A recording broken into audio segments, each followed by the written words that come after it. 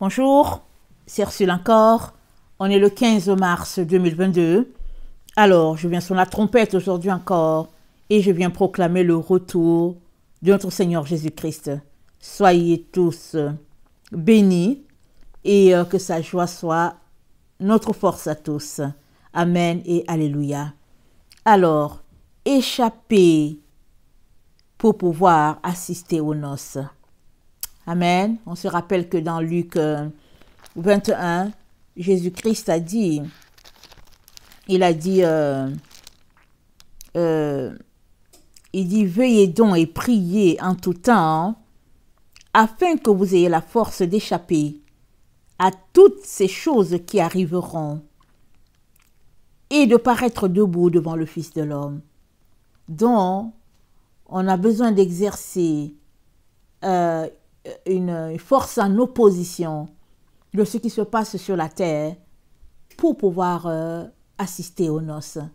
Alors, c'est-à-dire, on est dans une attitude où on est constamment en train de tacler le ballon, voilà, c'est-à-dire échapper, c'est-à-dire de faire toujours attention, d'être très très vigilant et dans tout ce que nous faisons, la finalité, c'est qu'on puisse assister aux noces de l'agneau, c'est-à-dire être sauvés.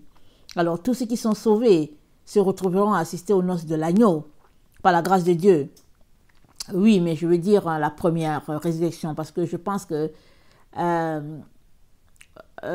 ceux qui vont ressusciter après les 1000 ans, ben, ils auront, comment on appelle ça, ils auront une vidéo, voilà, ils auront des CD ou des DVD, voilà, ils auront des DVD pour leur montrer comment les choses se sont passées, parce qu'ils auront manqué beaucoup de choses. Mais Dieu merci, ils seront sauvés. Mais c'est le premier groupe. Ceux du premier groupe, ils assisteront aux noces de l'agneau. Amen. Et ça, c'est comment on appelle ça, une grâce, un gros privilège, n'est-ce pas? Alors, on va lire Matthieu 22, on ne va pas s'étendre là-dessus, parlant des noces. Dans Matthieu 22, c'est dit ceci, c'est dit que c'est Jésus qui a pris la parole. Et il a dit, le royaume des cieux est semblable à un roi qui fit des noces pour son fils. Alors Dieu le Père a organisé les noces de son fils. Il envoya ses serviteurs appeler ceux qui étaient invités aux noces, mais ils ne voulurent pas venir. Il envoya encore d'autres serviteurs en disant, dites aux conviés, voici, j'ai préparé mon festin.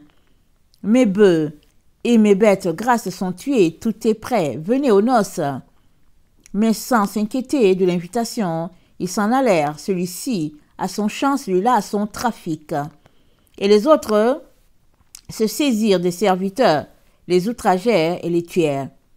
Le roi fut irrité, il envoya ses troupes, fit périr ses meurtriers et brûla leur ville. Alors il dit à ses serviteurs, les noces sont prêtes, mais les conviés n'en étaient pas dignes. On va s'arrêter là. Alors, si toi, tu réussis à échapper, tu seras digne d'assister aux noces. Voilà, c'est ça que le Père aimerait qu'on sache. Alors, pour pouvoir être digne, c'est-à-dire qualifié, pour pouvoir assister aux noces, il faudrait que d'ici là, on passe le temps à déjouer tous les plans de l'ennemi contre nous et à pouvoir nous tenir debout devant le Fils de l'homme. Et le Seigneur va nous aider, n'est-ce pas? Il nous aide comment? Dans la prière, dans l'intercession, dans le dépouillement. Il nous dit de prier sans cesse. Amen et Alléluia. Donc voilà.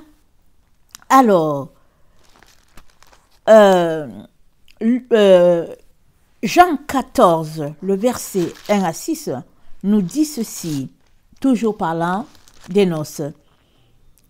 C'est Jésus qui parle. Il dit que votre cœur ne se trouble point, croyez en Dieu et croyez en moi. Il y a plusieurs demeures dans la maison de mon Père. Si cela n'était pas, je vous l'aurais dit, je vais vous préparer une place. Et lorsque je m'en serai allé et que je vous aurai préparé une place, je reviendrai et je vous prendrai avec moi afin que là où je suis, vous y soyez aussi. Vous savez où je vais et vous en savez le chemin. Thomas lui dit, Seigneur, nous ne savons où tu vas. Comment pouvons-nous en savoir le chemin? Jésus lui dit, je suis le chemin, la vérité et la vie. Nul ne vient au Père que par moi. Si vous me connaissez, vous connaîtrez aussi mon Père. Et dès maintenant, vous le connaissez et vous l'avez vu. On va s'arrêter là aussi. Amen. Alors, Jésus nous dit, il dit, si cela n'était pas ainsi, je vous l'aurais dit, mais je m'en vais vous préparer une place. Et il dit, quand je m'en serai allé et que je vous aurai préparé la place, je reviendrai et je vous prendrai avec moi, afin que là où je suis, vous y soyez aussi. Alléluia. On a hâte, n'est-ce pas? On a hâte de ces moments-là où on sera avec notre Seigneur. Ah, en tout cas, où plus de pleurs, plus d'alarmes, plus d'inquiétude, tout ce qu'on peut imaginer. Quel moment extraordinaire de la vie, n'est-ce pas? En attendant, ces moments-là, on souffre. Et le Seigneur comprend notre souffrance. Mais on doit aller jusqu'au bout de la souffrance. On ne doit pas renoncer à la souffrance. Parce que quiconque veut la vie paisible, qui veut, au fait, se départir de la souffrance, quiconque veut se départir, se retrouvera à être coupé. Et chacun donc est appelé à vivre son type de souffrance, son type d'épreuve. Alors Jésus-Christ revient nous prendre. Et si on lit la Bible constamment et qu'on se renseigne, on va voir que le retour de Jésus-Christ pour nous chercher, ça équivaut à son retour pour prendre son épouse. Alors, dans la culture hébraïque, le père du marié, ou bien le marié lui-même, il voit une fille et il va avec ses parents pour demander la main de la fille. Et si les parents acceptent, alors il y a une dot qui est donnée et il y a une cérémonie où ils prennent, je pense, du vin en l'honneur de cela. Et à partir de cela, si les parents de la fille acceptent avec la fille, à partir de là, on sait que la fille, elle est la fiancée au monsieur, ou bien elle est la femme du monsieur en attendant le grand jour. Alors, je vais nous renvoyer à la cérémonie de Rebecca avec Isaac. Isaac est resté. Et Abraham a envoyé son serviteur. Et le serviteur a prié ainsi. Il a dit que la femme, la première femme, en tout cas, quand je vais arriver dans le village de mon maître, celle-là qui va me donner à boire au puits et qui va aussi dire, je vais donner à boire à tes chameaux, celle-là, ce sera la femme de Isaac. C'est comme ça qu'il a prié. Et cette prière, on peut dire que c'est une prière simple. Mais si on sait qu'un chameau peut boire 80 litres d'eau, alors on va comprendre que ce n'est pas une petite prière. Parce que pour qu'une femme se mette à puiser de l'eau pour donner à boire au chameau, je ne sais pas avec combien de chameaux il était parti, je suppose qu'il était parti avec 5 chameaux, je vous dis, ça c'est pas donné. Alors peut-être que Rebecca a puisé de l'eau pour les chameaux, peut-être pendant 3 heures de temps, peut-être pendant 4 heures. Parce que tu lances le seau au fond du puits, tu tires, tu verses ça dans le contenant, tu recommences et puis on ne sait pas combien de fois elle a recommencé. Et le serviteur d'Abraham a vu ça, il a dit, waouh, tu es la fille de qui? Elle a dit, je suis la fille de Laban. Et alors, il est allé dans la maison, il lui a dit que je suis le serviteur de ton oncle, etc., etc. Et quand les gens voulaient le recevoir, il a dit, non, attendez, je vais vous raconter pourquoi je suis là. Alors, il leur a parlé de sa mission. Et ils étaient contents de savoir que Dieu était en train de connecter leur fille Rebecca à Isaac. Alors, il a fait sortir tout ce qu'il avait apporté comme cadeau. Il a fait sortir les bijoux qu'il a mis au poignet de Rebecca. il a donné déjà la dot et tout ça. Et puis bon, vraiment, c'est comme, elle s'est levée le matin, bon, elle n'a pensé à rien, et le soir, elle était déjà mariée ou bien fiancée à Isaac. Extraordinaire, n'est-ce pas? Ça, c'est la bonté de Dieu, ça, c'est le miracle de Dieu. Et surtout, c'est la surprise. L'effet de surprise. Alors, le serviteur a dit, mais moi, bon, donnez-moi la femme de mon maître, je retourne. Les parents de Rebecca ont dit, mais non. Écoute, on n'avait pas prévu tout ça. Et puis, il a dit, attendez, demandons à la jeune fille si elle veut venir avec moi ou pas. On a demandé à Rebecca, elle dit, je m'en vais. Alléluia. On ne sait pas si elle avait 40 ans. Est-ce qu'elle avait il y a 30 ans passé, on ne sait pas. Mais tu es là, tu vis dans ta région où tu es, jour après jour, tu te lèves, et puis surtout que dans cette région-là, quand une fille est mariée, c'est extraordinaire, n'est-ce pas? Parce que rappelons-nous, Jacob, lui, quand il est parti dans la maison, il a épousé 4 sœurs. Alors, je ne peux pas dire que c'est parce qu'elle manquait de mari, mais c'est juste pour dire que dans les cultures primitives, être marié, c'était vraiment quelque chose de très prisé. Alors, c'était prisé. Alors, Rebecca s'est levée, excusez-moi, elle s'est levée le matin. Alors, pas de mari, rien, sa vie était tous une vie normale. Et le soir, voici que elle a des bagues au doigt, bracelet au poignet, et tout, elle a des cadeaux et des cadeaux, mais elle veut aller rencontrer ce monsieur-là. Celui-là qui l'a marié, elle veut aller le rencontrer. Et dans notre cas, Jésus-Christ est venu sur la terre il y a 2000 ans. Il est mort sur la croix. Il a payé pour notre rachat, alléluia. Son sang a coulé. Il a donné de sa vie. Alors il nous a rachetés à un prix, et pas n'importe lequel. Au prix de sa propre vie, nous avons été rachetés. Et il a subi tout ce qu'il a subi, pour toi et moi. Il est parti et il a dit, quand je vais vous préparer la place, je vais revenir. Donc, on sait tout ce qui revient. On est tous en train de se préparer à tous les jours. Il y en a qui choisissent de se préparer à leur manière. Il y a d'autres qui disent, je vais me préparer à la manière apprise par les apôtres. Donc, on se prépare. Il y a d'autres, au fait, qui ont déjà démissionné, qui disent que non, moi, je suis fatigué de me préparer. Mais il y en a plusieurs qui sont dans la course, en train de se préparer. Parce qu'on sait que Jésus-Christ tient toujours parole, il ne ment pas. Et si on regarde Apocalypse 21, le verset 1, ça nous dit, « Puis je vis un nouveau ciel et une nouvelle terre, car le premier ciel et la première terre avaient disparu, et la mer n'était plus. Et je vis descendre du ciel, d'auprès de Dieu, la ville sainte, la nouvelle Jérusalem, préparée comme une épouse qui s'est parée pour son époux. J'ai entendu du trône une forte voix qui disait, « Voici le tabernacle de Dieu avec les hommes. Il habitera avec eux et ils seront son peuple, et Dieu lui-même sera avec eux.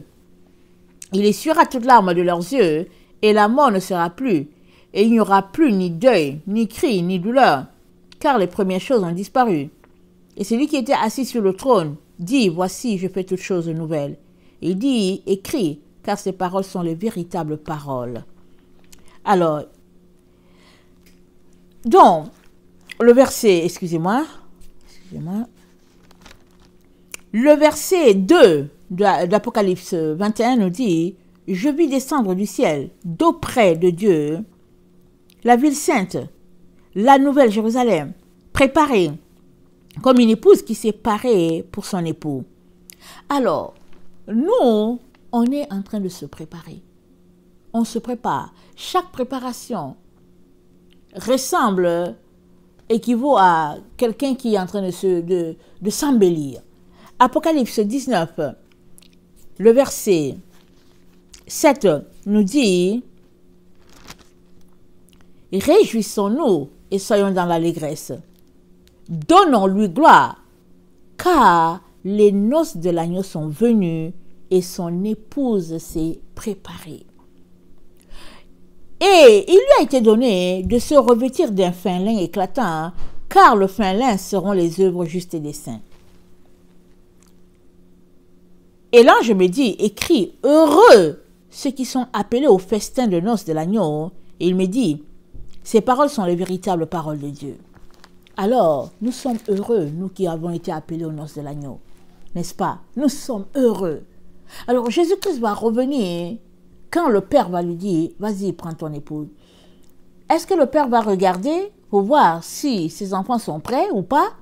Toujours est-il que il y a un jour où il va dire, c'est le temps, va la prendre. Mais si il y en a qui ne sont pas prêts, ils seront laissés dehors, n'est-ce pas? Un peu comme dans la parabole des 10 vierges, où 5 ont été laissées, la porte a été fermée à 5. Elles sont restées à l'extérieur, elles n'étaient pas prêtes. Et au moment où elles ont décidé de s'apprêter, il est venu à ce moment-là, et c'était trop tard. Et le Seigneur n'aimerait pas que ce soit notre cas. Et toi-même, tu dois tout faire pour que ce ne soit pas ton cas. Voilà pourquoi, d'arrache-pied, nous devons toujours travailler. De manière à nous préparer pour ces noces-là. Parce que c'est dit, soyons dans l'allégresse. Donnons gloire à Dieu parce que son épouse s'est préparée. Elle s'est préparée, elle s'est parée. C'est-à-dire, quand, dans le mariage hébraïque, quand il vient, le mari ou bien le fiancé vient doter la fille et qu'il retourne, dès le lendemain, elle commence à se préparer. Parce qu'il faut qu'elle vienne aussi avec sa part de choses. Elle va venir avec ses assiettes, ses casseroles. Elle se prépare. Ils ont 1 an, je pense. Ils ont 1 an pour se préparer. Alors, elle se prépare. Parce qu'elle sait qu'il va venir. Et puis, elle ne veut pas les bredouilles. Et surtout, il y a l'effet surprise. Il y a l'effet surprise parce qu'elle ne sait pas c'est quand. Mais il y a l'effet surprise. Et aussi, il paraît que à partir du moment où elle a été dotée, elle doit avoir son voile. Elle n'enlève plus son voile parce qu'elle appartient à quelqu'un. Donc, voilà un peu des exemples qui se passent lors d'un mariage en Israël. Mais il y a un endroit. Il faut qu'on ait un endroit, n'est-ce pas? Tous les mariages de la terre, ils vont te dire le mariage se passe à tel endroit. Il faut bien un endroit. Et aujourd'hui, je suis là pour vous parler de l'endroit où va se dérouler la cérémonie. Alors, c'est ça que le Seigneur m'a appelé à donner aujourd'hui comme message.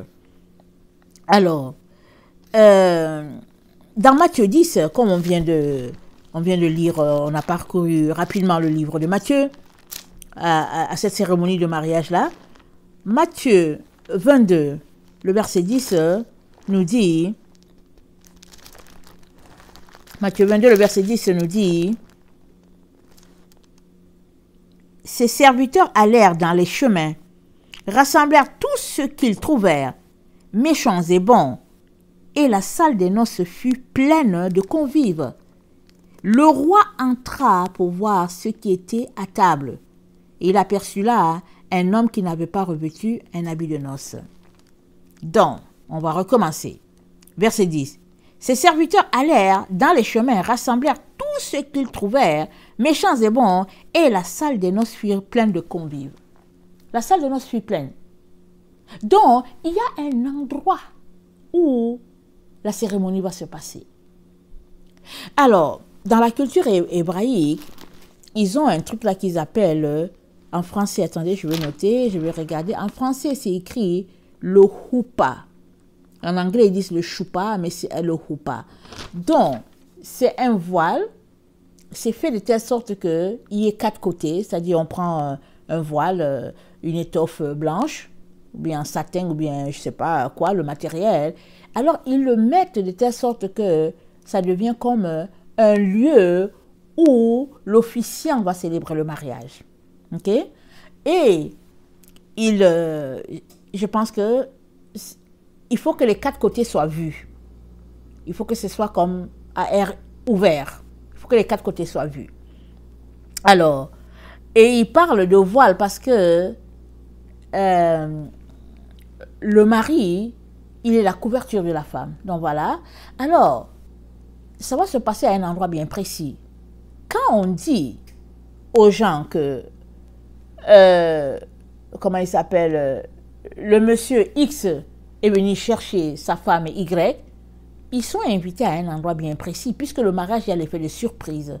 Il y a l'effet de surprise. Tout le monde est surpris.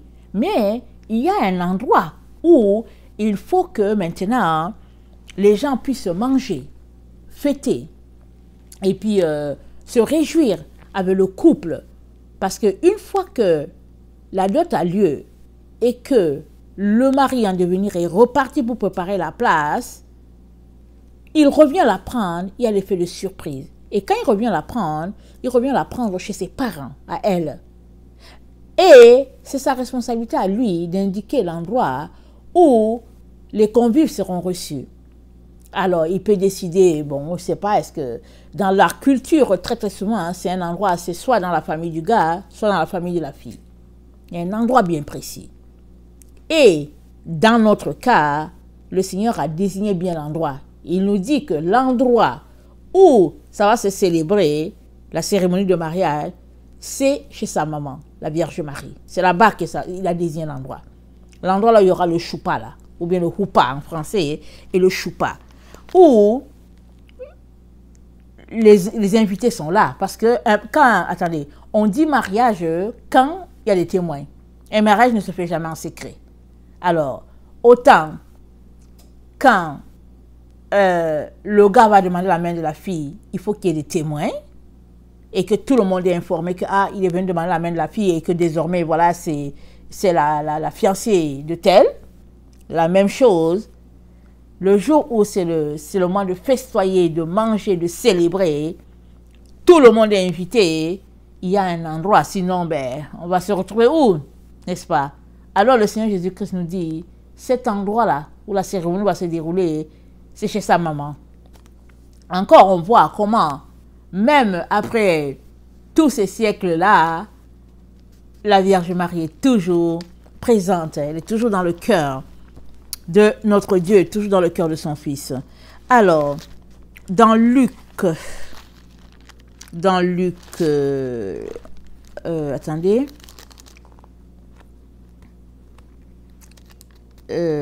attendez, je n'avais pas pris le passage, mais ça m'est venu quand, voilà. Dans Luc 2, le prophète Siméon, il a dit,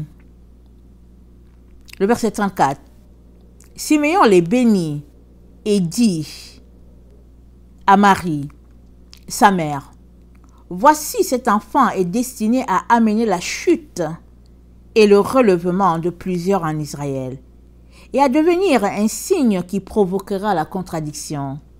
Et à toi-même, une épée te transpercera l'âme, afin que les pensées de beaucoup des cœurs soient dévoilées.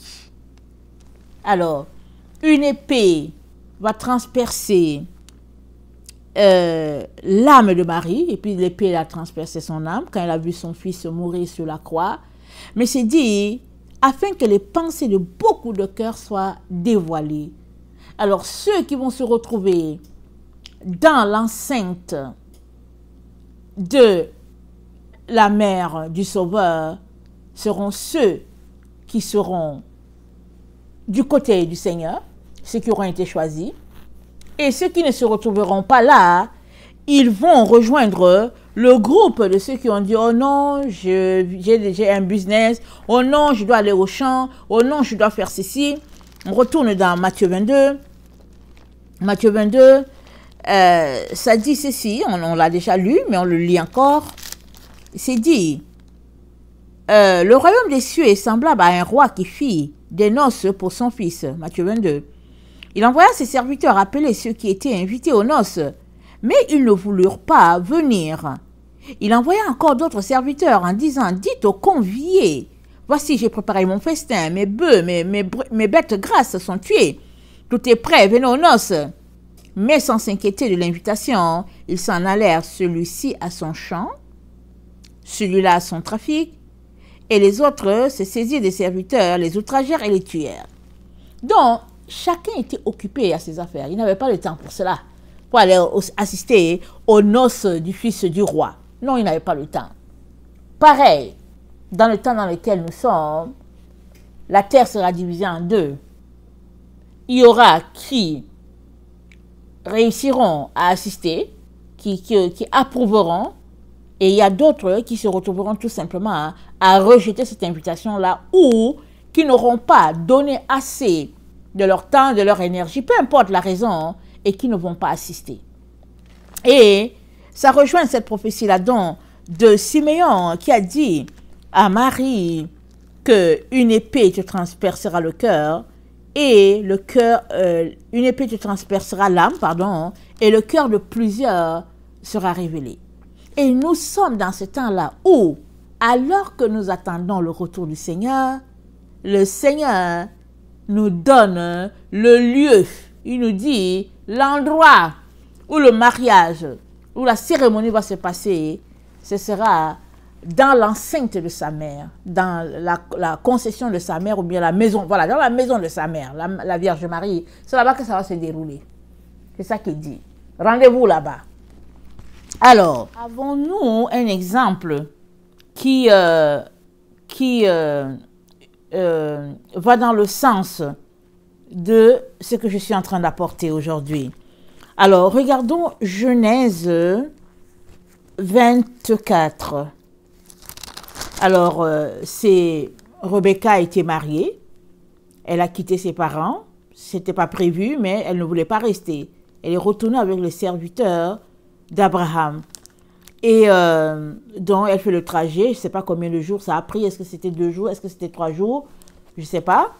Mais toujours est-il que, dans Genèse 24, il est dit, à partir du verset 60, c'est dit ceci, parlant des parents de Rebecca. Ils bénirent Rebecca et lui dirent, « Ô notre sœur, puisses-tu devenir des milliers de myriades et que ta postérité possède la porte de ses ennemis. » Rebecca se leva avec ses servantes. Elles montèrent sur les chameaux et suivirent l'homme. Et le serviteur amena Rebecca et partit. Quelle femme courageuse, n'est-ce pas? Alors, elle s'est levée. Est-ce qu'elle avait déjà des servantes avant? Je ne sais pas. Est-ce qu'on le lui a donné parce qu'elle s'est mariée? Je ne sais pas. Mais toujours est-il que, on dit, elles sont montées sur les chameaux et elles sont parties. Vous voyez, au début, on disait combien Rebecca était une femme dynamique parce qu'elle a puisé de l'eau. Elle a donné au serviteur d'Abraham, mais elle lui a proposé de donner aussi à boire au chameau. Or, un chameau à lui seul, il peut boire 80 litres d'eau. Et ça nous parle des chameaux. Donc, le serviteur d'Abraham est venu avec plusieurs chameaux. Alors, c'est dit, elles montèrent sur les chameaux et suivirent l'homme. Cependant, le verset 62, Isaac était revenu du puits de l'Achaïe roi, et il habitait dans le pays du Midi. Un soir qu'Isaac était sorti pour méditer dans les champs, il leva les yeux et regarda, et voici des chameaux arrivaient. Rebecca leva aussi les yeux et vit Isaac, et descendit de son chameau. Elle dit au serviteur, « Qui est cet homme qui vient dans les champs à notre rencontre ?» Et le serviteur répondit, « C'est mon Seigneur. » Alors elle prit son voile et se couvrit. Le serviteur raconta à Isaac toutes les choses qu'il avait faites. Écoutez bien, Isaac conduisit Rebecca dans la tente de Sarah sa mère. Il prit Rebecca qui devint sa femme et il l'aima. Ainsi fut consolé Isaac après avoir perdu sa mère. Donc voilà. Alors Isaac a pris Rebecca, il l'a envoyée dans la tente, dans la maison de sa mère Sarah. C'est pas parce que Sarah n'était plus là qu'il l'a amenée là-bas. C'est que c'est l'endroit qu'il a choisi d'amener sa femme. Ici, on ne nous parle pas de la cérémonie de mariage après. Certainement, il y a eu, c'est sûr et certain, que quand le fils tant attendu, le fils promis, se marie, c'est sûr et certain que les jours qui ont suivi étaient des jours de festivité. Mais ici, le livre de Genèse n'en parle pas. Mais on a un élément poignant ici, c'est que Isaac a pris Rebecca et il l'a amenée dans la maison de sa mère. Donc, ce n'est pas une histoire montée juste dans le cadre d'Isaac. Ça fait partie de la culture. Et si vous m'avez souvent écouté, j'ai déjà partagé plus d'une fois combien le Seigneur a dit qu'il revenait de l'Orient. Il dit quoi? Parce que notre Seigneur, il vient de l'Orient. Il est né en Orient. Alors, il est fils de Dieu, mais étant sur cette terre, il a vécu au Moyen-Orient. Jésus-Christ de Nazareth, ce n'est pas un occidental. Il ne va pas célébrer un mariage à l'occidental. Il va célébrer un mariage comme ça se passe chez lui. Et la Bible nous dit, comme l'éclair part de l'Orient et se retrouve en Occident, ainsi sera l'avènement du Fils de l'homme. Alors on peut lire ce passage-là et dire que, ok, d'accord, ça veut dire que l'avènement, ça va partir de l'Orient en Occident, mais Jésus-Christ est en train de dire quelque chose de très profond. Vous savez, la Bible dit toujours quelque chose. Quand tu lis un verset, il y a toujours un sens. Et Jésus-Christ nous dit que, en tout cas pour les invités, pour ceux qui ont accepté son invitation d'assister aux noces là, ceux qui ont accepté et qui ont décidé qu'ils vont se préparer parce qu'ils veulent arriver là-bas à l'endroit, Jésus-Christ aujourd'hui te communique l'adresse, là où la cérémonie aura lieu, où tu vas venir t'asseoir, comme quand le roi est entré dans la maison et puis il a vu un monsieur là qui n'était pas bien habillé. Alors Jésus-Christ te dit, l'endroit de la cérémonie, c'est dans la maison de sa mère. Alors, je prie que tu trouves ce temps-là pour chercher sa face, pour qu'il te dise qu'est-ce qu'il est en train de te dire. Où est la maison de Marie ici sur la terre? C'est où la maison de Marie? De la Vierge Marie, c'est où? Qu'est-ce qu'il veut te communiquer, notre Seigneur? Il est très important que tu saches. Parce que si tu es en train de te préparer pour aller à une cérémonie de mariage et que tu ne sais pas l'endroit, c'est grave, n'est-ce pas? Parce que tu n'arriveras jamais. Et maintenant, si tu sais l'endroit aussi, comme ce monsieur-là qui connaissait bien l'endroit, mais il n'était pas habillé adéquatement, il a été jeté dehors. Alors, si tu connais aussi l'endroit et que ton habillement laisse à désirer, tu seras jeté dehors. Alors, on est vraiment dans le temps où il faut peaufiner tout ce qui concerne le mariage du Seigneur. On est dans le temps où il faut mettre les points sur les i.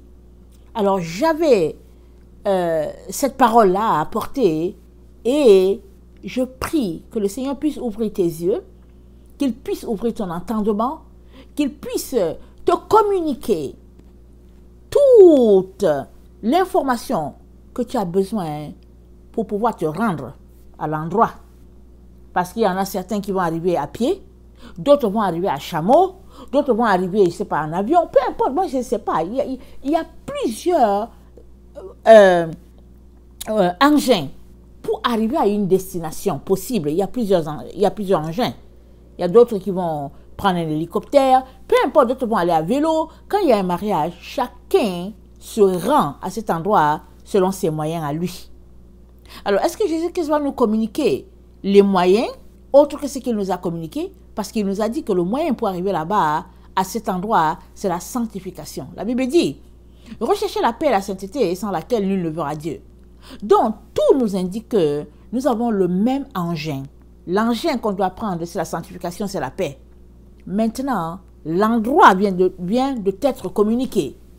Que le Seigneur puisse t'aider à y arriver. Ça, c'est ma prière pour toi qui m'écoutes. Que sa grâce puisse reposer sur toi et qu'il te donne de ne négliger aucune information. Parce que dans Apocalypse, je vais terminer par là. Dans Apocalypse,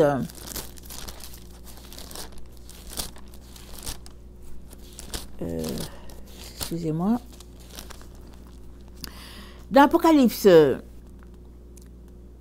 3, le verset 5, il est dit, celui qui vaincra sera revêtu ainsi de vêtements blancs.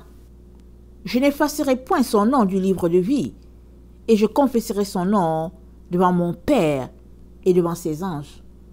Donc, il faut d'abord être vainqueur avant que l'habit blanc te soit donné. Parce qu'il dit quoi? Il sera revêtu ainsi de vêtements blancs.